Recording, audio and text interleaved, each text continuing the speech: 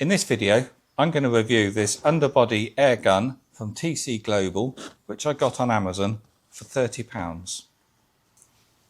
So we'll have a look at what you get inside, I'll assemble it, and then I'll have a go with it spraying the underside of my vehicle. So inside we've got a little leaflet which is just showing their other products. Then we've got a pair of nozzles or hoses.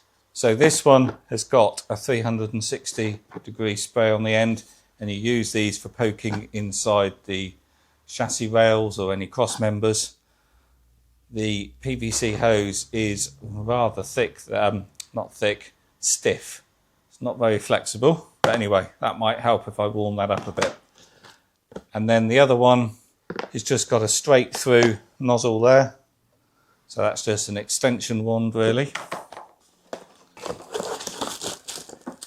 And then here we've got a regulator and a pressure valve. There.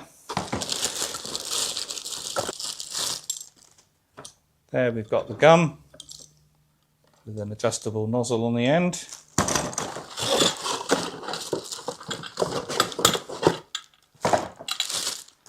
And there is the metal tank. So there's no operating or assembly instructions with this. Not that you really need it, but anyway, you've got a picture on the box so you know how it's going to go together. And I had already seen from the pictures on Amazon that you don't have a fitting for your airline. So I had bought one suitable for my airline, which is the standard PCL old-fashioned style. I got this from Screwfix and this was £2. So that should fit on there if it's the right thread. Oh dear. I'm not sure whether that is the right thread.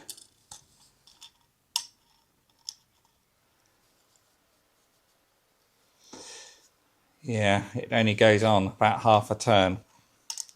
I don't think that is a standard thread on there. That's going to be annoying. But actually this PCL adapter fits on that thread just fine. And it will fit on that thread. It's a bit rough. So I'd imagine that is actually the right thread. It just needs a bit of force on there.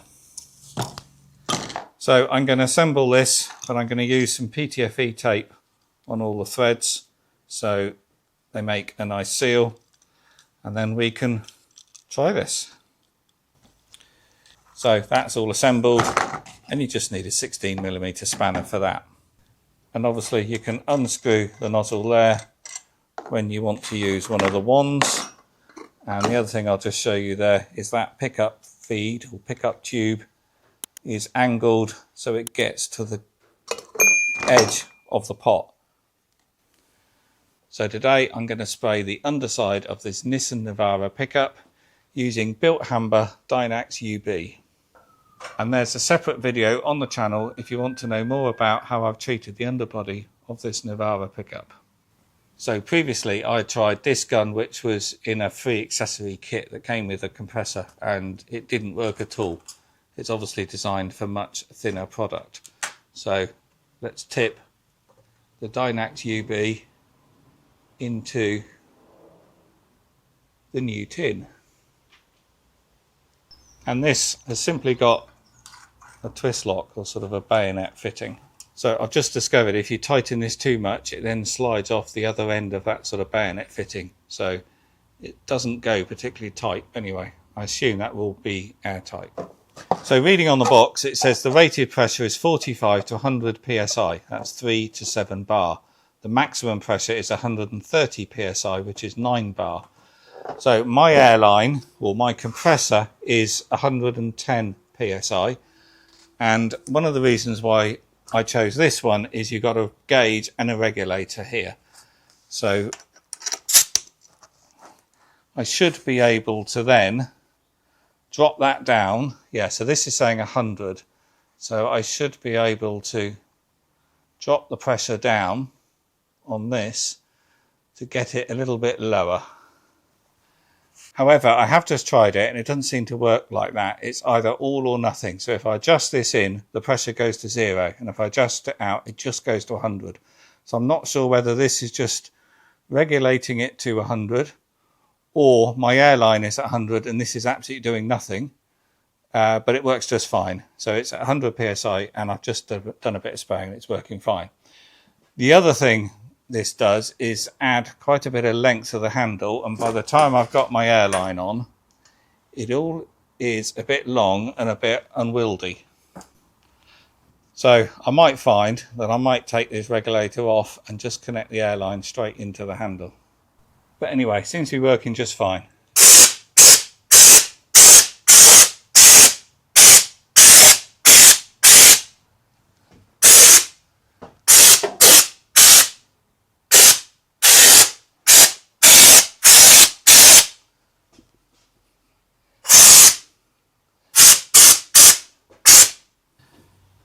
So my initial go with the gun is it's just putting too much product on. It's putting it on way too thick, and as you can see, it's all dripping here. So it looks good, but it's too much on, and this really needs to go on in a mist coat and build it up over many coats and let it dry in between so you don't get that dripping. So I've been playing around with the regulator on my compressor and I managed to get it down to 60 psi. Which is a shame because I was hoping this would give me that control. But anyway, this regulator on here doesn't. It's just on or off. But at 60 psi,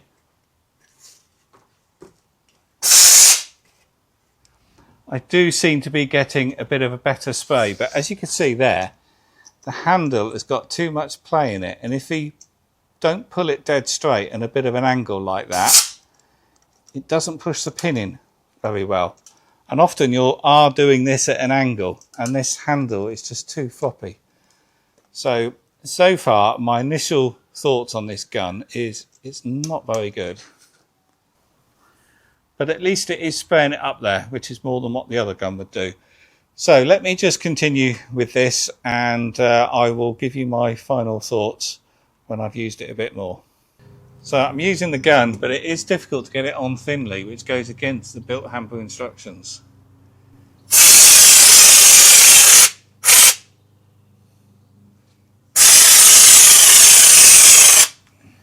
So I've been using this gun for a little while now, and it is working, and the product's going on, but it is going on too thickly, and no matter what I do with the air pressure, I can't seem to get it right, and you can't adjust the nozzle. I'd like the nozzle to be a bit finer, really.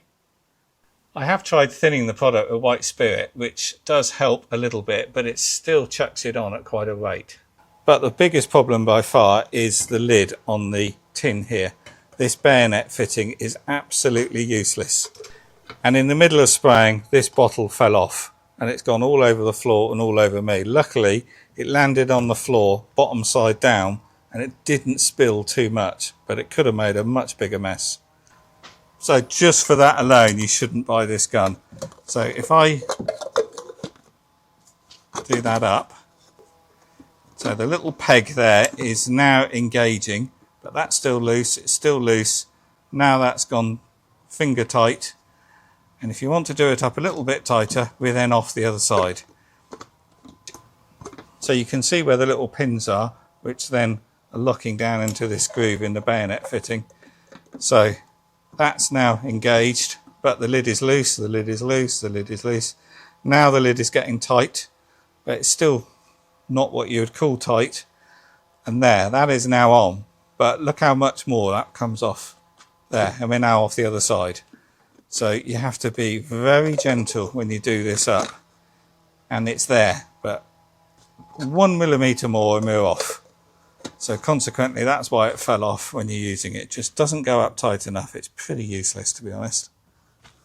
And of course, when this tin is full of product, there's a lot of weight in this, and the slightest knock will undo it, and then it all explodes.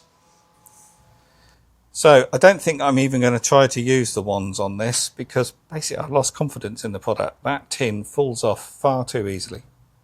So I did buy this gun because of these tubes. I didn't necessarily want the straight through one, but the one with the holes in the side is what I wanted for getting product inside the chassis rails. The problem with this though is the tube, the PVC pipe is too stiff. So while it does have some flex, you're not going to have much control on that when you push it inside a chassis rail, because it's going to just rub along the inside edge. You really want it to be a lot more flexible than they are. At the end of the day, as with everything in life, you get what you pay for, and this was only £30, so really what can you expect? But this product did have mixed reviews on Amazon, but generally the reviews are okay. But I wanted something that was sort of cheap, and this was available the next day, and it had what I wanted. It had the tin, and it had that sort of 360-degree nozzle. So I suppose I got sucked in as well. But potentially, if you're only going to do one vehicle and you're intending to use this tool only the once, and maybe you'll throw it away when you're finished, then yeah, maybe you could buy it. But you still got to be very careful with this tin.